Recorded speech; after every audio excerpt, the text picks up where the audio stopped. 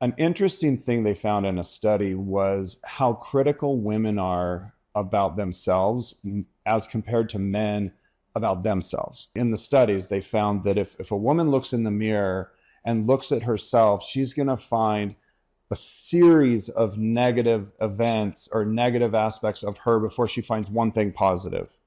And the ratio is about 3 to 1 women to men. So women are far more critical of aspects of who they are, whether it's they look in the mirror and say, I don't like my hair or my eyelashes, or I don't like the way my body looks in this, or I'm not comfortable with my lips. They literally will find physical flaws at a ratio of 3 to 4 to 1 that men do. And men are not any better. Trust me, this isn't in the sense that men don't physically have less flaws.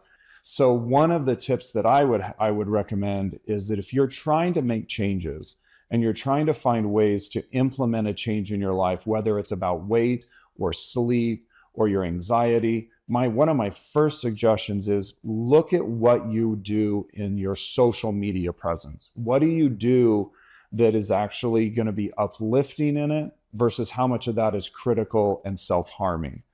And the reality is, if you're spending hours a day, not even realizing you're spending hours a day on all these different social media platforms, a large majority of that is critical, hurtful, and harmful, especially to young women. It is to young men too, but the studies are showing that it's even more so harmful to young women, and that needs to change. And so, in order to say to somebody, what can we do to have better sleep or better habits?